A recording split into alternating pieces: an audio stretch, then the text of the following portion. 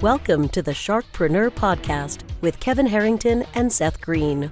Kevin Harrington is the inventor of the infomercial, one of the original sharks from the hit TV show Shark Tank, and has generated over $5 billion in TV and digital direct response sales. Seth Greene is the world's first trusted authority on cutting-edge direct response marketing, a best-selling author, and the only 3-time Marketer of the Year nominee. On the podcast, Kevin and Seth interview sharkpreneurs who share straight talk on what it takes to explode your business. 49 faces looked to him in triumph. Over the last 12 months, they had each taken turns and promoted his business for a week at a time, driving over $987,342 in revenue. What if you had a network of 50 centers of influence who promoted your business every week for a year? Grab your copy of the #1 Amazon best-selling book, The Ultimate Guide to Growing Your Business with a Podcast, at 33% off the Amazon price by going to ultimatepodcastbook.com. Again, that website for 33% off the Amazon price is ultimatepodcastbook.com. Welcome to the podcast. This is your host, Seth Greene. Today, I've got the good fortune to be here with Jeff Holman. Jeff, thanks so much for joining us. Oh, it's my pleasure, Seth. Glad to be here. Awesome. Let's go back in time a little bit. How did you get started? Oh, I took the boring route, I went to school. I did engineering, I did law, I did business, I got an MBA. So I've been to school a lot, and then I worked in a couple of law firms, Silicon Valley, worked in some other places. But it's all led me to kind of where I'm at today, right? Absolutely. And I'm sure there's a longer version with some stories in it that could probably be in a book somewhere if it isn't already. So let's talk about the company today. Sure. Yeah. Well, today the company is we've got a law firm called Intellectual Strategies. We've taken, essentially, my background was dealing with IP with large corporations and like IBM, Intel, and then moving into doing stuff with small companies. So I took what I learned there and I applied it to my own business, talking about strategy and business. And we've got a law firm called Intellectual Strategies now that really is tailored differently to helping scaling and small businesses do what they need to do on a reasonable business model that matches, what the businesses are doing as they're going through their lean business startup stuff. As they're scaling, we scale with them. So it's a really unique model that we do at the law firm. Awesome. Well, congratulations on that. Let's dive into that. Who is an ideal client for you? Yeah, so we work with a lot of founders and startups that are just basically innovating something new. So people are building new platforms, a lot of SaaS companies, people are building new products. So we deal with a lot of e-commerce companies out there. And then other real deep tech type companies that are, work with professors that are working on government funded grants and developing technology that's 20 years ahead of its time. So we work with just tech centered, IP focused, IP being intellectual property focused companies that are building new innovative things. So it's been a wild ride. A lot of people ask me, hey, what's your favorite invention that you've ever seen or worked on? And I've seen a fair amount that are really boring little inventions, because a lot of them are these little things, and then some that are just way out there. They're technologies that you're like, oh, I didn't know that you could do that. And the patent office didn't know that you could do that. And so we've seen kind of a whole spectrum of different things along the way. That makes a lot of sense. What are some of the most common mistakes business owners are making when it comes to developing and protecting their intellectual property? Yeah, the common mistake. So great question. The #1 common mistake that I see from not every business, but a lot of them, is they're not really valuing their branding opportunity like they should. So when you're building a business, people are scattered and they're focused on every aspect of the business, right? You've got to build the product. You've got to get your software team on. You got to develop it. You got to market it. You got to sell it. You got to fulfill it. You got to keep customers happy. You got to collect. You're wearing all the hats as a small business. And so the one that often gets overlooked is that you're not really taking the time to build the brand value, which is more of a long-term play. It's not that urgent, got to get it done today thing, right? And so companies aren't necessarily taking the time to strategically plan out where they're going to sit in the market 3 to 5 years from now. What's that business leadership position they want to have once they've once they've gotten down the road a little bit. And because they don't do that, they don't necessarily plan out the picking their branding, their name and their product names and their logos and stuff like that correctly. And I'm not necessarily a marketing expert, but we do a ton of legal work hand in hand with the marketing side of it. And I think there's a huge need for people to be doing both of those together while they're running all the operations in their business. Well, that's what they need you for. So what's the downside, right? I'm sure you've had the horror stories of the people who didn't do any of this and then it was too late. Can you give us an example of what happens in that scenario? Oh yeah, there's a lot of examples right now. In fact, one just came out the other day that I'm in Utah. Utah just brought in a professional level hockey team. They brought them from Arizona up to Utah.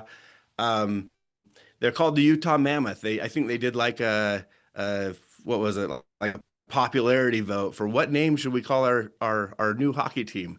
And just the other day, something came out where there's a dispute now between the Utah Mammoth, which is owned by some very wealthy people who brought it here, and it's great they did. It's good community building. But there's a company out there that happens to make equipment for hockey teams that also uses a competing mark. And so there's this, now there's a debate how did this happen to begin with? Like, was there not enough research done to find this? And so what's probably going to happen in this situation is a company like the Utah Mammoth with a lot of money behind it is probably going to have to end up paying out some large sum of money. It could be tens of thousands, hundreds of thousands, maybe millions, to essentially pay the prior trademark owner the rights to then use the name with the hockey team that they've named. So they've really jumped in and committed to the branding before they've lined up the legal side of the branding. And it's, if you've got enough money, it's fixable, but it can take a lot of money and you don't really have an upper hand in the situation. So it's, stuff like that, really getting too far ahead of your skis can end up just requiring course correction. That's the positive side of it. If you've got a lot of money, you can course correct. The negative side of it sometimes is there's a situation where, I guess a prior trademark owner could actually force the Utah Mammoth to rebrand and say, you know what, we don't want to play ball. We don't want your money. Don't pay us. Go change your name. And so everything they've done from all the swag for the fans, all the jerseys, all the website, everything they've done could get unwound. Probably not going to happen because money solves a lot of problems, but they're really, when it happens, they become extreme examples. I was going to say that's a great terrible example. You would think an organization with that type of money behind it would have had a law firm like yours do the research first and find out, hey, just in hockey alone, anyone using this as a mascot or something. And Yes. Of course, they're probably going to write a check and it'll be a nice payday for the other company to allow them to keep using it. So what are some of the techniques and strategies you use to protect us as business owners from making mistakes like that? Yeah, so we've got a lot of clients where we've helped them avoid those situations, right? We had a client come to us about a year ago, and this is maybe a little bit extreme example, but it's a positive one. And that's where the owner came to us, said, "Hey, I'm starting a new clothing brand." He had another successful business, and he wanted to, spin up this complimentary service or business that he's got with some products. And he said, "We want to name this. Here are the names that we want." So we go out and we check the trademark office and do some searching, and we say, "Hey, you're probably going to run into a couple of obstacles along the way," which we're able to, nobody likes to hear that. They're like, "I picked the names because I liked them," but when we tell them that information, they have the opportunity then to go back instead of going and producing their inventory and putting it online and getting it taken down. They go back, and we've actually gone back. Like I said, it's a little bit extreme. We've gone back and forth with about 7 or 8 names with this one client to finally get the right one. And so there's this balance, right? You want to pick a really cool name that people can understand and maybe has some association with your products or services that you're selling. But if they're too closely associated, then you won't pass some of the tests to get the trademark in the first place. And so there's this real balance between what's popular, what's really descriptive, and what you can actually protect long term. And that's the balance that we try to strike with clients when we work with them up front. That makes a lot of sense. Your firm has helped so many businesses. What's your biggest challenge now? Oh, my biggest challenge is probably the same as a lot of others. We have an extremely good product, if you will, the way that we work with customers, and like every other business, we're balancing getting the work done versus marketing to new clients. And so you got to keep that in balance, right? Finding the right place, the right message to bring new clients in, while we're getting the work done in a quality way for our clients. So we're a lot like, we're a 10-person legal firm. We're small by comparison to a lot of big guys out there, which makes us agile, but also, presents us with a lot of the same constraints that our clients have. So we tend to relate really well one-on-one with our clients. We know what they're going through because we're doing a lot of that ourselves. And it's, we picked this because it's a fun place to be, working with startups and scaling companies. There's a little bit of chaos there, and I guess I happen to like some of that chaos and that disorganization and working through those problems. Well, your passion is obvious. What do you like best about what you're doing? Oh, I love working with innovators. It is, and thank you for, acknowledging the passion. I do believe it's there. When we work with people who are creating stuff that didn't exist before, a new brand, a new platform, a new product, like, it's amazing to see this, this idea come out of someone's head and into reality. I was at a store the other day picking up some smoothies after working out, and I'm like, I'm going to pick some smoothies up for my family, take them home. And this just reminded me of it, right? It's a silly example, but this store is right next to a bakery, and in between the bakery and the smoothie store, there's this glass door, right? I watched this dad come in with his two daughters, maybe like 7 and 5 or something like that.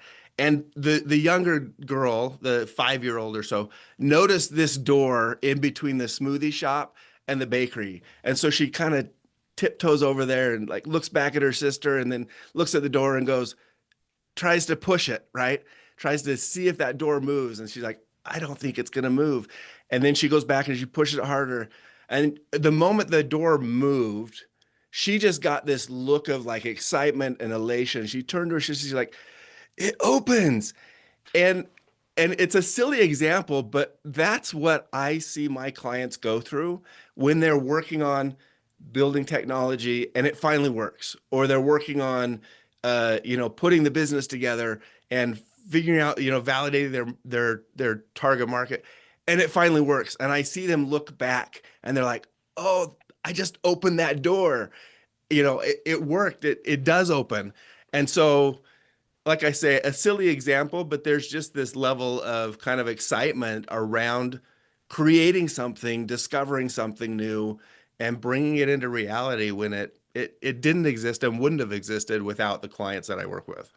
That is awesome. Well, we greatly appreciate your time. We know it's incredibly valuable. For our folks watching or listening, where is the best place for them to go to learn more?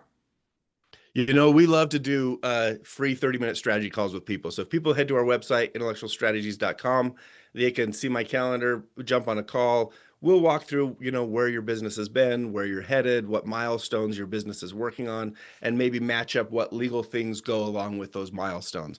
So it's kind of just a little strategy session to walk through with clients and help make sure they're on the right track. So there, and of course, I'm on LinkedIn. Anyone can hook up with me there. I'm happy to connect and talk about all this stuff online too.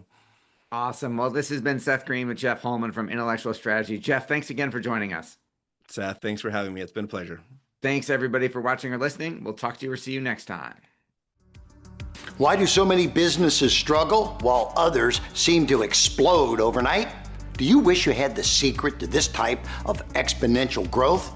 Now, I've scaled more than 20 businesses to over $100 million, and it's not just luck. In my new book with Mark Tim, Mentor to Millions, you'll learn the repeatable framework I use in all my business ventures for massive success. Order at kevinmentor.com and get over $1,000 in bonuses. Head to kevinmentor.com.